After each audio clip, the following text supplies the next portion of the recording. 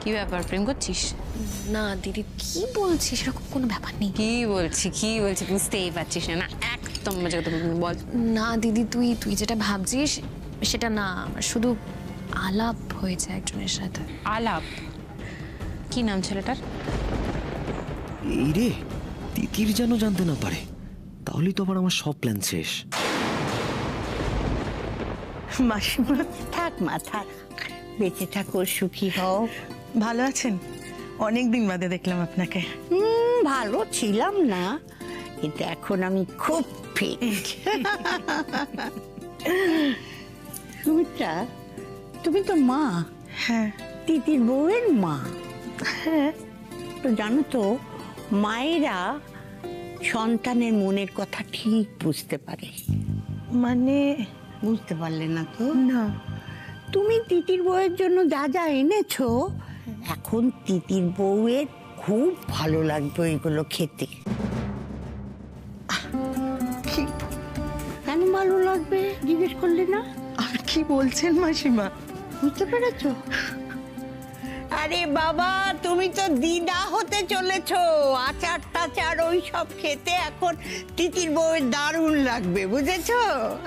মাসিমা, এত খারাপ খবরের পর আপনি সত্যি একটা ভালো খবর দিলেন। ভালো খবর মানে সব আমার গোপালের জন্য হয়েছে। যাও যাও যাও, তিতিরকে গিয়ে আদর করে এসো, যাও যাও। যাও। জয় গোপাল, জয় গোপাল। মেজদি, মা এসছে, এসব কথা এখন বলিস না। পরে কথা বলছি তোর সাথে, আমি পরে কথা বলছি। কোয়েল, আমি একটা খবর পেলাম, জানিস? কি মা? তিতির মা হতে চলেছে। মা? সত্যি?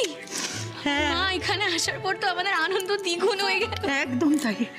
এই এটা কি করছো? তোর জন্য। না, একদম না, একদম না।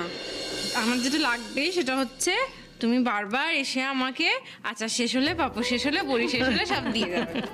ব্যাস। বেশ। ও, তোকেও একটা কথা আমার বলার আছে। কি বলো তো? আমার না সেজো জামাই হিসেবে একটা ছেলেকে খুব পছন্দ হয়েছে। তাই? ডিটেলে বলো সব, কি ব্যাপার বলো। আরে ডিটেলে বলবো। মা, আমি ঠাকুর প্রণাম করে আসি। লজ্জা পেয়েছে। বলবো তোকে, আগে তোদের বাড়ির পুজো মিটুক, তারপরে গুছিয়ে বসে সবাইকে বলবো। দিদি, হ্যাঁ চলুন একটু প্রসাদ খাবেন, চলুন। হ্যাঁ, চলুন, আসছি, দাঁড়া। আচ্ছা, মা আর কোয়েল যেই ছেলেকে পছন্দ করেছে দুজন একই তো? নাহলে তো খুব সমস্যা।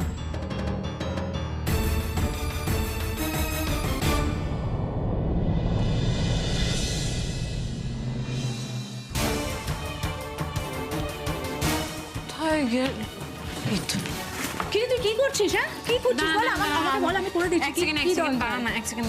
এই নাম্বার আর নাম শেষ বলতে আমি বুঝতে পারছি না, না। আমার ফোন নাম্বারটা আমার দরকার ছিল। আরে বাবা, কাকে ফোন করছিস আমাকে পুরোটা বল না, বুঝিয়ে বল। বলছি দাঁড়া। হ্যালো, বলুন। হ্যাঁ, আমি অ্যাকচুয়ালি আপনাদের কেক শপে ফোন করেছিলাম। আপনাদের দোকানের কেকটা খেয়ে আমি এত মুগ্ধ হয়ে গেছি, আমি সেই জন্য ফোন করলাম। আপনাদের দোকান থেকে কংগ্রাচুলেশনস তিতির লেখা একটা কেক নেওয়া হয়েছিল, চকলেটের ওপর নিচে স্ট্রবেরি বেস দেওয়া। ওটা কে নিয়েছিল বলতে পারবেন? হ্যাঁ, কাল সকালে একটা ছেলে এসে অর্ডার দিয়ে গেছিল, আবার সন্ধ্যাবেলায় তো নিয়েও গেছে। আচ্ছা, ওকে। আমি বলছিলাম ছেলেটার নাম ঠিকানা কিছু জানেন? কেমন দেখতে?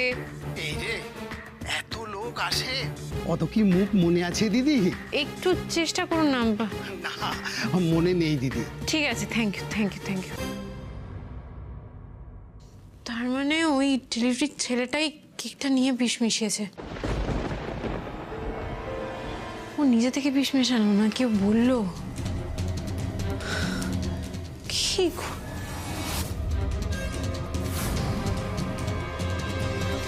এটাই তো ডেলিভারি বয়। এই দাঁড়াও, দিদি কোথায় যাচ্ছিস?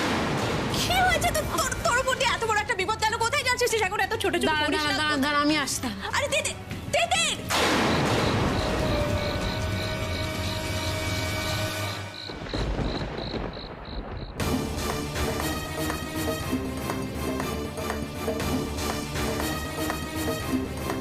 হয়ে গেল লোকটা। ওই পরিষ্কার দেখলাম ওই লোকটাই কালকে কেক নিয়ে এসেছিল আমার জন্য। আপনার নামে একটা পার্সেল আছে। ওই তো বলতে পারতো আমাকে কে মারার চেষ্টা করছে। ও একটা প্রমাণ হাতছাড়া হয়ে গেল।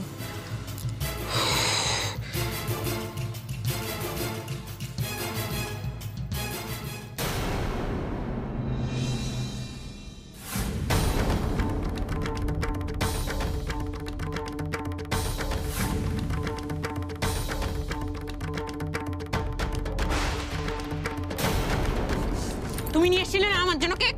বলো কে পাঠিয়েছিল? কে পাঠিয়েছিল বলো? আমি জানি না। কেন বিষ মিশিয়েছিলে? আমি জানি না, ছাড়ুন আমায়। আমাকে যা করতে বলেছে আমি তাই করেছি। এক্স্যাক্টলি, কেউ বলেছে তো? কে বলেছে? কে বলেছে? কে এই কাজ করতে বলেছে? বলো, নামটা বলো, বলো। বলছি বলছি মা। তিতির, তিতির, তুমি এখানে কি করছো? এই বাগানে ঝোপঝাড়ের মধ্যে তুমি কি করছো? সরো আরে যদি কোনো অঘটন ঘটে যায় তাহলে কি হবে? লোকটাকে ধরতে হবে, ছাড়ো। আরে বাবা, ওটা কে? কার পেছনে ছুটছো? আমার জন্য কেক নিয়ে এসেছিল, ওকে আমাকে ধরতে আর হবে। তিতির, তিতির, তুমি কি ওর সঙ্গে পারবে? তুমি আগে সেটা বলো। তিতির, আমার কথা শোনো। একদম চুপ। যদি এত কনসার্ন থাকতো নিজে গিয়ে ওকে ধরতে। তা না করে এখানে দাঁড়িয়ে ফেক কনসার্ন দেখাচ্ছে। একদম বাজে কথা বলবো না। দাঁড়িয়ে চারটে বাজে কথা বলবো। তিতির, তিতির, ইচ্ছে করেই তো করলাম তিতির, যাতে জেম্মার খোঁচড় তোমার কাছে ধরা না পড়ে। তোমার হাতে পড়লেই তো খেলা শেষ, আর আমার ডাবল পেমেন্ট বন্ধ। তারপর কাল আবার জেম্মার জাজমেন্ট বেরোবে, ভাবা যায়?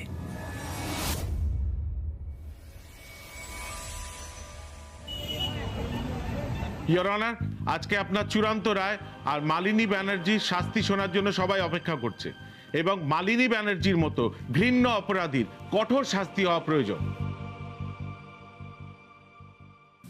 আর যাই হোক, ফাঁসি যেন না হয় ঠাকুর। মালিনী ব্যানার্জিকে কোর্টে হাজির করা হোক।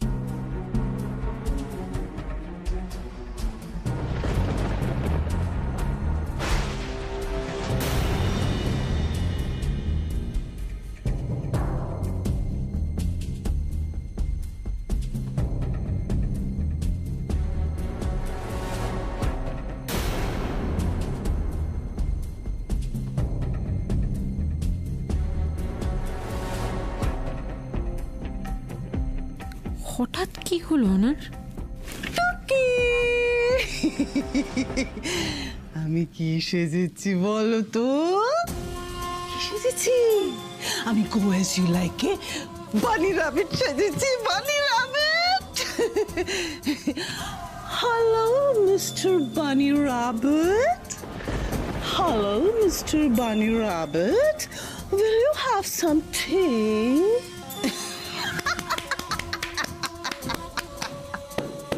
Order, order. মালিনী দেবী, আপনি আপনার আচরণটাকে সংযত করুন। আপনি কালো কোট পরে কি করছেন? ভালো লাগছে না তো। কালো কোট খুলুন। কিতকিত খেলবেন আমার সঙ্গে? কিতকিত? ভয় পাবেন না, ইজি গেম, দাঁড়ান শিখিয়ে দিচ্ছি। এই এই নামছেন কোথায়? এই নামবে না, দাঁড়ান। আসুন না, আসুন না। কিতকিত কিত কিত কিত। এই চলুন চলুন চলুন চলুন এই চলুন। তো এভাবে খেলে। চলুন, এই, চলুন। যাও। আরে চলুন বলুন, চলুন। কিত কিত কিত কিত কিত কিত কিত কিত কিত। চলুন। কিত কিত কিত কিত কিত।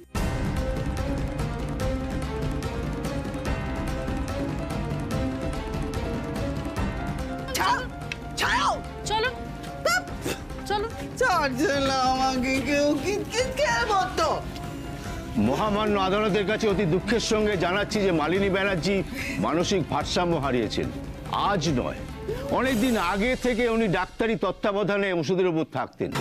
আর যে যে অন্যায় উনি করেছেন সেগুলো জেনে বুঝে করেননি, মানসিক ভারসাম্যহীনতার কারণে করেছেন। তার মানে এটা একটা চাল। মিথ্যে কথা ইয়োর অনার। এর আগে তো দুদিন দিব্যি সুস্থভাবে কোর্টে দাঁড়িয়ে টেস্টিমনি দিলেন, আর আজকে এই ভার্ডিক্ট ঘোষণার দিনেই উনি মানসিক ভারসাম্য হারিয়ে ফেললেন। কই এর আগে তো কোনোদিন কোনোভাবে ওনার মানসিক ভারসাম্য হারিয়ে যাওয়ার কথা উত্থাপন করেননি আমার বিপক্ষের লয়ার। বিজনবাবু, আপনি যা বলছেন তার কি কোনো প্রমাণ আছে? আছে মহামান্য আদালত, তার জন্য কয়েকজনকে আপনার সামনে হাজির করার অনুমতি চাইছি। অনুমতি দিলাম। মিথ্যে মিথ্যে সব মিথ্যে সব মিথ্যে। মানবিক গ্রাউন্ডে উনি জিততে চাইছেন, আর কিছুই না, সব মিথ্যে। কিভাবে জিতে যাবেন উনি? তিতির, তুমি এত বেশি উত্তেজিত হও না। এই সময় এত উত্তেজনা ভালো না, প্লিজ। বাবা, বৌদি তো এসে একেবারে খেলা পুরো ঘুরিয়ে দিয়েছে। মহামান্য আদালত, মালিনী দেবীর মানসিক ভারসাম্যহীনতার কথা উনি বলবেন। আপনি বলুন কি ঘটেছে লকআপে। উনি আমাদের জেলের মধ্যে খুব বিরক্ত করতেন হুজুর। আমাদের খাবার কেড়ে নিতেন, আমাদের মাথায় খাবার ঢেলে দিতেন, আবার উনি গানও করতেন, আবার কখনো কখনো আমাদের মাথার চুল ধরে টানতেন, ওর নাচও করতে বলতেন আমাদের। সবই তো শুনলেন মহামান্য আদালত, এরপরে আরো একজন আছেন, তিনি বলবেন। জজ সাহেব, আমরা বাধ্য হয়ে ওনাকে আলাদা সেলে রেখেছিলাম। আমাদেরকে উনি অস্থির করে তুলতেন।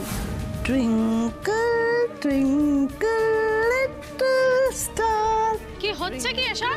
মাথাটা কি খারাপ হয়ে গেছে নাকি? আমি কে তুমি জানো? এছাড়াও বাকি ইনভেস্টরকেও অস্থির করতেন। ফাঁসি ফাঁসি খেলবি? চল না, ফাঁসি ফাঁসি খেলবি, চল ফাঁসি।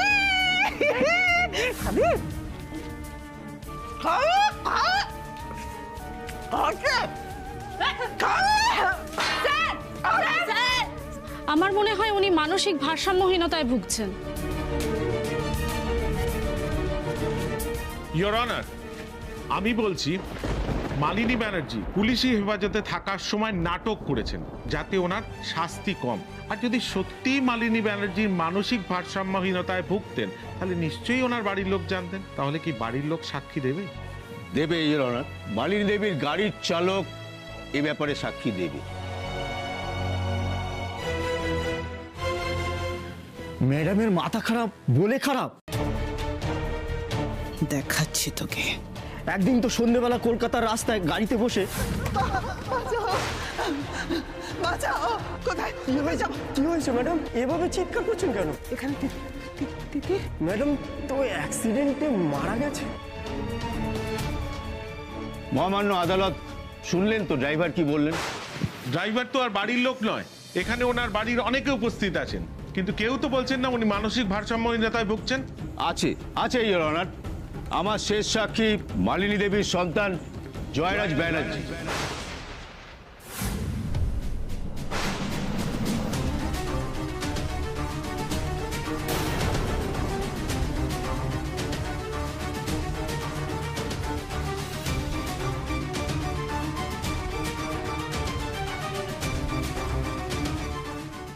জয়,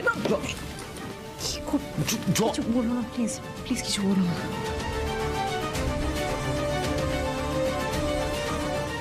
সেই জয় মালিনী ব্যানার্জির হয়ে সাক্ষী দিল। তুমি একটা জিনিস বোধহয় ভুলে যাচ্ছ, মালিনী ব্যানার্জি জয় তার মা।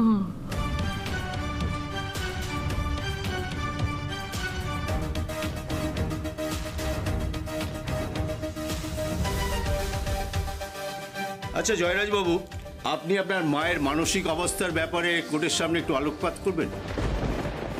মা মালিনী ব্যানার্জি অনেকদিন ধরেই মানসিক ভারসাম্যহীন, ওনার চিকিৎসা চলছে, প্রমাণ আপনার কাছে পেশ করা হলো। That's all your honour.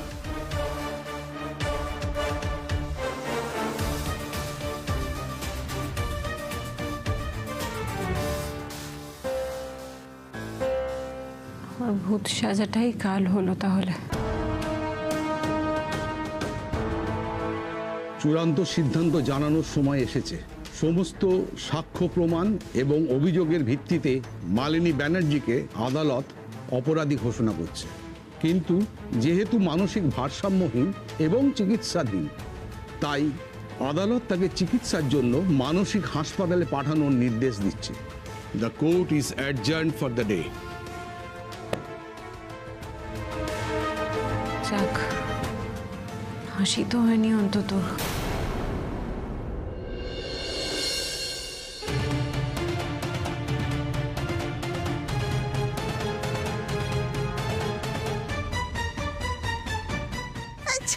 আমাকে। এটাই তাহলে তোর আসল চেহারা, তাই তো? তুমি জয়দাকে একটাও কথা বলবে না, একটাও কথা বলবে না। আমি বুঝতে পারছি তুমি কোন মানসিক অবস্থা থেকে কি ভেবে এই কাজগুলো করেছো, আমি জানি সবটা। জয়দা, তোমার আমাকে বা কাউকে কোনো রকম কোনো এক্সপ্লেনেশন দেওয়ার প্রয়োজন নেই। আমি জানি সবাই তোমায় ভরসা না করলে আমি ভরসা করি। কাউকে এক্সপ্লেন করার দরকার নেই। দাদা ভাই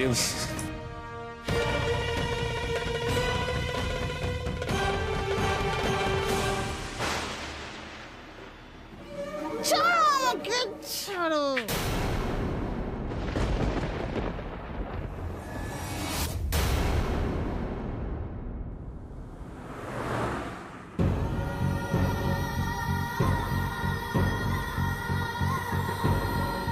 এখানে চুপচাপ থাকবেন, কোনো রকম ঝামেলা করবেন না। চলুন।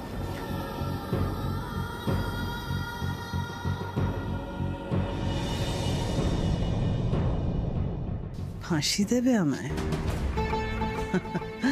ফাঁসি? কেমন বুড়ো আঙুল দেখালাম।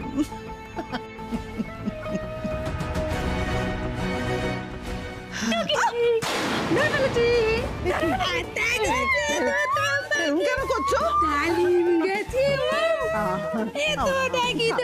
ছাড়ো ছাড়ো ছাড়ো, এরকম করো না।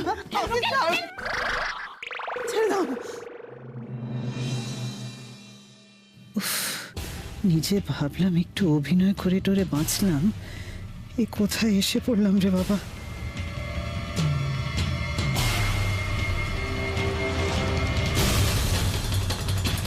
সর্বনাশ, এদের সঙ্গে থাকতে হবে আমায়। আমিও তো মানসিক ভারসাম্যহীন বলে এসেছি, এখন তো আমার ট্রিটমেন্টও হবে, আর তাহলে তো আমিও সত্যি সত্যি মানসিক ভারসাম্য হারিয়ে ফেলবো।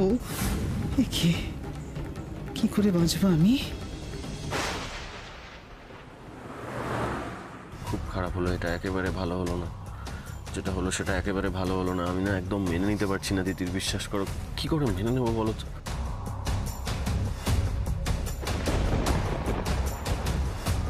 কোয়েল কত রাস্তা কি করছে? হ্যাঁ, কিছু না কিছু না কিছু না কিছু না, খালি ডুবে ডুবে জল খাওয়া না। আজকে হাতে নাতে ধরবো, দেখাচ্ছি মজা। তাই একটু দাঁড় করো তো। কিছু না কিছু না কিছু না, দাঁড়াও না। আর কোথায় যাচ্ছ? আরে দাঁড়াও না।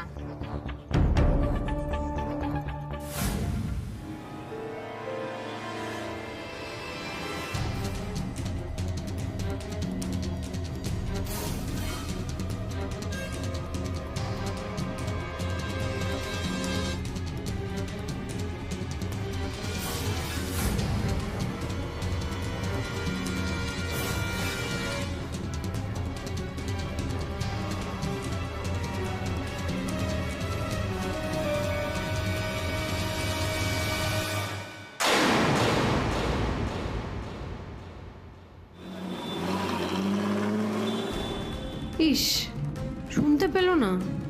ফোন করে যে ডাকবো তারও তো উপায় নেই, ফোনটা তো গাড়িতে।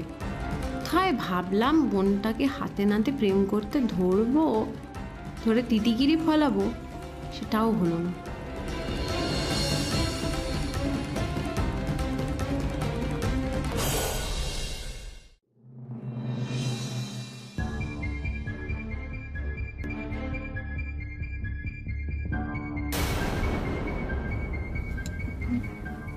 মম, বেবস, তুমি এখানে?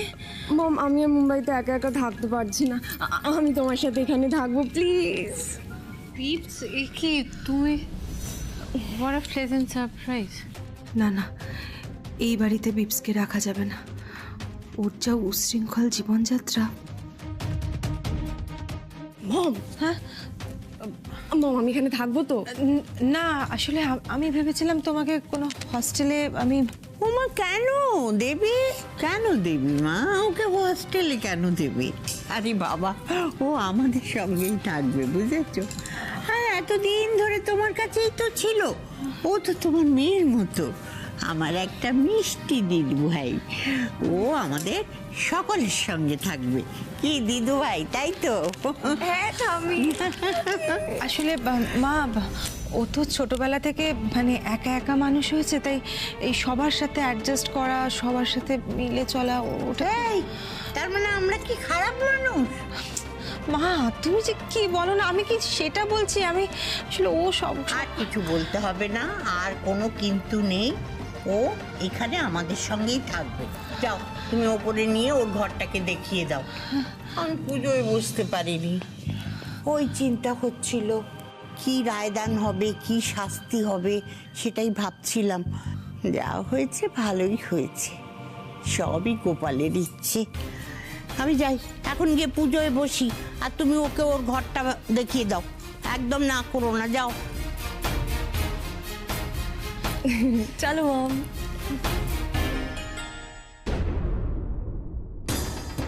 ঠাম্মি তো জানেই না বিপস কেমন মেয়ে, সেই জন্যই এটা একদম ঠিক হলো না। বিপস এখানে থাকলে খুব চোখে চোখে রাখতে হবে। কি হলো, তুমি আবার কি ভাবতে শুরু করলে? চলো। কিছু না হ্যাঁ চলো এসো।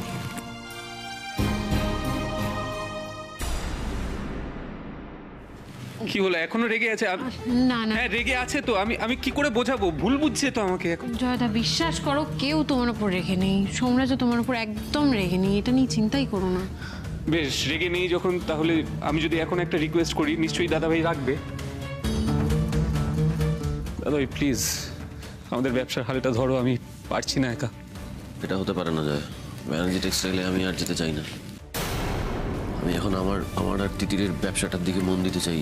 আমি ব্যানার্জি টেক্সটাইলে তুমি আসতে চাও না, কিন্তু ছদ্মবেশে সাহায্য করতে পারো। বাকি পেমেন্টটা করার মতো না এখন আমার কাছে টাকাটা নেই। পরে দিয়ে দেবেন, কোনো ব্যাপার না, 7 দিন পরে, কোনো ব্যাপার। ওটা বলিস না।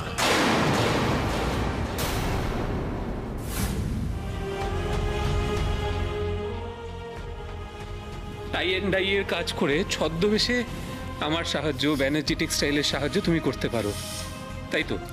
কি ভেবেছো বিহারি লোক সাজলে আমি তোমায় চিনতে পারবো না?